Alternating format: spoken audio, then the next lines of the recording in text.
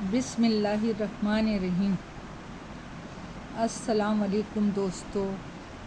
कहानी सुनहरे धोखे की आखिरी किस्त पेश खिदमत है। फिर तो मैं भी चलती हूँ, बहुत थक गई हूँ बिस्तर पे लेटे लेटे।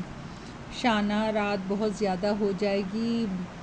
बेला ने खाना बना दिया है, तो मेरे सामने खाना खाओ और आराम करो। बेला बेला बेगम साहिबा के लिए खाना ले आओ। अकरम, अभी मेरा दिल खाने को नहीं कर रहा। फिर इसने ज़बरदस्ती खाना अपने हाथ से खिला दिया।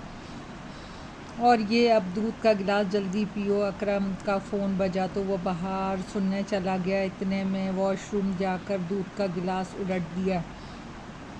अरे वाह, इतनी जल्दी दूध पी लिया, गुड। तुम आराम करो, मैं चलता हूँ। अकरम चला गया। मैं उठकर कमरे से बाहर आ गई।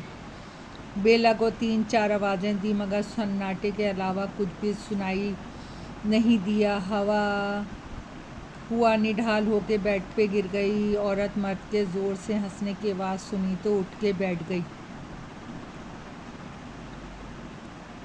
ड्राइंग रूम में आकर देखा तो बेला दुल्हन बनी अकरम के बाजुओं में झूल रही थी। अकरम इसको उठा के दूसरे कमरे में ले गया। मैं भी पीछे चल दी। जैसे ही दरवाज़ा बंद करने लगा, मुझे देख के भौंचका रह गया। तुम सोई नहीं? आज मैंने दूध जो नहीं पिया। इतनी बेवफाई की उम्मीद नहीं थी कि एक नौकरानी से रातें रंगीन करोगे। बेला नौकरानी नहीं, मेरी पत्नी है। आज हमने फेरे ले लिए हैं। क्यों बेला? बेला भी अकरम के साथ आके खड़ी हो गई। हम मंडिप से ही आ रहे हैं, हमने छुप के शादी नहीं की है। सब राज़ी खुशी थे। मैं फूट फूट के रोने लगी। तुम मुसलमान हो गए थे मेरी चाहत में, फिर तुमने ऐसा क्यों किया? मैं ज़ोर ज़ोर से चीखने लगी। शाहाना, चीखो मत। बेला मेरी मंगेतर थी। इसकी अंग्रेज़ माँ ज़बरदस्ती यूरोप ले गई। ये मुझे इससे शादी करना चाहती थी। वो आज़ाद माहौल की परपर्दा थी, मगर बेला सबको छोड़ के मेरे पास आ गई। मैंने मजाक में कहा, मेरी मासी बन जाओ तो शादी कर लूँगा।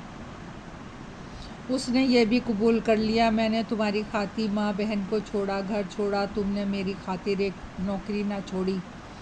मैं भी सुकून चाहता था, बीवी की खिदमत चाहता था, मगर तुम हद से बढ़ती जा रही थी। तुम गंदी गलियों में रहने वाली अपनी औकात भूल गई थी। जाओ, जाके आराम करो, कल सुबह घर छोड़ दूँगा। ये कहकर वो दोनों कमरे में जाके दरवाज़ा बंद कर लिया। मैं रोती हुई कमरे में आ गई। मैंने गुस्से में अटैची में कपड़े, ज़ेवरात, ज़रूरत का सामान रखा और अपने घर पहुंच गई। बाबूजी इतनी रात को देखकर परेशान हो गए। शाहाना, इतनी रात को अकरम कहाँ है? मैं छोड़ आई हूँ।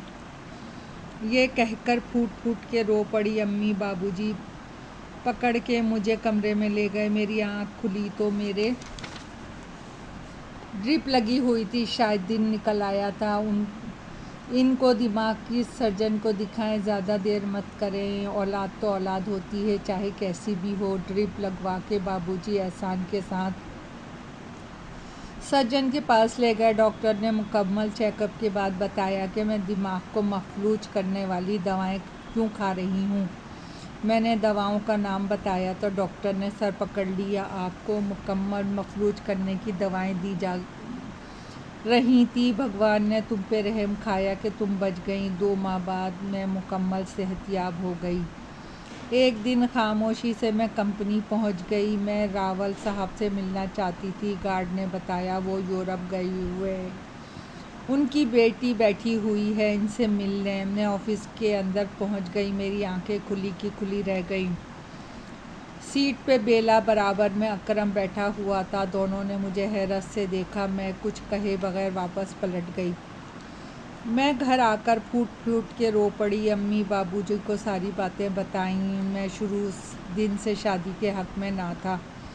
ये काफिर कभी मुसलमान का साथ नहीं दे सकते, हमेशा धोखा देते हैं। आप अब कोर्ट से तलाक ले लें, ऐसा ना हो वो दोबारा दावेदार बन जाए। उसने अभी तक तलाक नहीं दी है तुझे। मैं किस मुंह से बाबूजी को मना करती। बाबूजी ने कोर्ट से खुला लेकर ही दम दिया। मैं सोच रही थी, अगर मैं अपनी हदें पार ना करती तो शायद वापस इन गंदी गलियों में ना आती। मैं भी तो औकात भूल गई थी, गरीब घर की थी, ज़्यादा हवाओं में ना उड़ती तो आज महलों की रानी बनी होती। इद्दत के बाद अम्मी ने एहसान से निकाह का मसला सुना दिया। मैंने लाख मना किया, मुझे अभी शादी नहीं करनी, मगर अम्मी और बाबूजी ने घर से निकलने का कह दिया। अगर यहाँ रहना है तो एहसान से निकाह करना होगा, वरना अपना इंतज़ाम कहीं और कर लो। हम मज़ीद ज़िल्लत बर्दाश्त नहीं कर सकते। मोहल्ले और ख़ानदान में बातें हो रही हैं कि हिंदू के साथ भाग गई थी। अब किस किस को क्या क्या जवाब देंगे। मैंने डर के मारे सर झुका दिया। एहसान से निकाह हो गया। एहसान हीरा मर्द साबित हुआ। इसने कभी भी मुझे अकरम का ताना नहीं दिया। आगे से आगे मेरी भी सेवा करता। मेरे 2 बच्चे हो गए। माँ बाबू के इंतकाल के बाद एहसान ने दिल्ली की अच्छी सोसाइटी में घर ख़रीद दिया। एक सेकंड हैंड कार भी ख़रीदी जिसे मैं चलाती हूँ। एहसान ने मेरे सारे ख्वाब पूरे कर दिए। जहाँ मैं एहसान से इतनी नफ़रत करती थी, अब मैं उसके बग़ैर निवाला भी नहीं तोड़ती। अल्लाह ताला हर गरीब लड़की को अक्ल व शऊर अता फ़रमाए, आमीन। दोस्तों, कहानी पसंद आई हो तो लाइक और सब्सक्राइब कीजिएगा। आपकी दुआओं की तलबगार।